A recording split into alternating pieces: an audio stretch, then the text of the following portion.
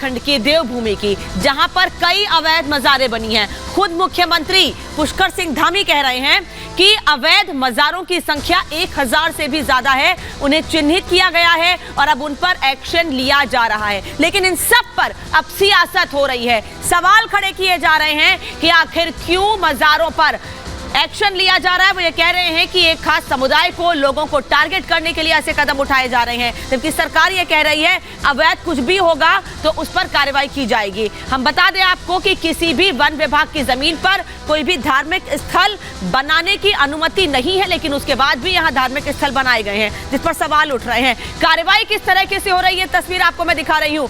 अवैध मज़ार ध्वस्त हो रही है, लेकिन आखिर कष्ट किसको हो रहा है? वो कौन लोग हैं जो अवैध निर्माण या अतिक्रमण जो किया गया है उस पर एक्शन पर सवाल खड़े कर रहे हैं? किनको नाराजगी हो रही है? ये तस्वीर देखिए और समझिए कि ये वो पूरा जंगल का इलाका है, जिम कॉर्बेट का इलाका, रामनगर का इलाका, बल्कि देहरादून, अल्मोड़ा, अलग अलग जगहों पर उत्तराखंड में चिन्हित किया गया है उस जगह को जहां अवैध मज़ारें बनी हुई हैं और उसके बाद वहां पर एक्शन लिया जा रहा है। लेकिन अब ये सरकार कह रही है कि हम लगातार एक्शन ले रहे हैं, जो भी सवाल खड़े कर रहे हैं उनको पूरे सबूत के साथ जवाब दिया जाएगा। लेकिन इन सब के बीच सवाल कई उठ रहे हैं। सबसे पहला सवाल ये कि सरकारी जमीन पर कैसे बन गई हैं अवैध मज़ारें। दूसरा सवाल ये कि मज़ार के नाम पर जमीन कब्जाने का खेल हो रहा है क्या। और तीसरा सवाल ये कि धर्म की आड़ में अवैध मज़ारें किसने बनाई हैं, कौन इसके लिए जिम्मेदार है। चौथा सवाल ये कि सरकारी जमीन पर अतिक्रमण के पीछे कितने चेहरे हैं। और पांचवा और अंतिम सवाल ये कि अतिक्रमण के खिलाफ एक्शन तो सियासत क्यों। लेकिन बार बार सवाल यही कि जिम्मेदार कौन है। दोनों सरकारें उत्तराखंड में रही हैं, लेकिन उसके बाद भी क्या किसी का ध्यान नहीं गया। जब किसी का ध्यान गया है तो उस पर सियासत हो रही है। देखिए इस रिपोर्ट को, फिर चर्चा को आगे बढ़ाएंगे।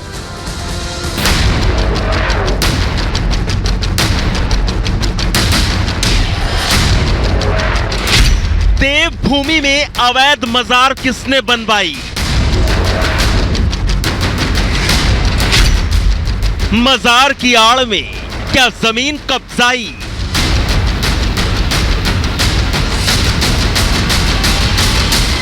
सरकारी जमीन पर कैसे बन गई मज़ार? जंगल में मज़ार की कतार, कौन जिम्मेदार? सवाल इसलिए क्योंकि उत्तराखंड के जिम कॉर्बेट के जंगलों में एक दो नहीं बल्कि कुछ साल में सैकड़ों मज़ारें बना दी गई। और हैरत की बात तो ये है, ये ऐसी मज़ारें थी जिनमें कोई अवशेष नहीं थे। जांच की गई तो पता चला कि इन मज़ारों में किसी को दफन नहीं किया गया था। यानी साफ है कि मज़ार की आड़ में जमीन कब्जे का खेल चल रहा था। इस वक्त मैं कॉर्बेट टाइगर रिजर्व में हूं, वो इलाका जो संरक्षित इलाका है जहां पर शेर, तेंदुए, बाघ, हाथी, हिरन तमाम जानवर रहते हैं। लेकिन इन सरकारी जमीनों पर कुछ नया हुआ है। क्या हुआ है? उस नएपन को नाम दिया गया है लैंड जिहाद का। मेरे ठीक पीछे देखिए, यहां पर बहुत सारी मज़ारें आपको दिखाई दे रही होंगी। कानून ये कहता है कि इन इलाकों में किसी भी तरह का सिविल कंस्ट्रक्शन या किसी भी तरह का कंस्ट्रक्शन नहीं होना चाहिए। धामी सरकार ने दो टूक कह दिया है कि जो मज़ारें बनाई गई हैं जंगली इलाकों में वो अवैध हैं, उसे जल्द से जल्द तोड़ लिया जाए, हटा लिया जाए, नहीं तो सरकार कार्रवाई खुद करेगी। कहा यह भी जा रहा है, खबरें ये भी आई कि बहुत सारी मज़ारें ऐसी हैं जिनके नीचे किसी को दफन नहीं किया गया है। यानी ये मज़ारें अवैध तरीके से बनाई गई हैं। सरकारी जमीन पर कब्जा करने की मंशा और कोशिश इसमें साफ दिखाई देती है। सिर्फ जिम कॉर्बेट ही नहीं बल्कि उत्तराखंड में कई जगहों पर मज़ार की आड़ में सरकारी जमीन पर कब्जे का खेल कई साल से चल रहा था। लेकिन अब धामी सरकार एक्शन मोड में है।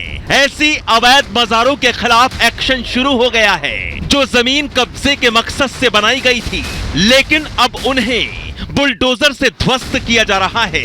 100 से ज्यादा अवैध मज़ारों के खिलाफ एक्शन हुआ है और करीब 1000 मज़ारों को चिन्हित किया गया है जिन पर बुलडोजर एक्शन होगा।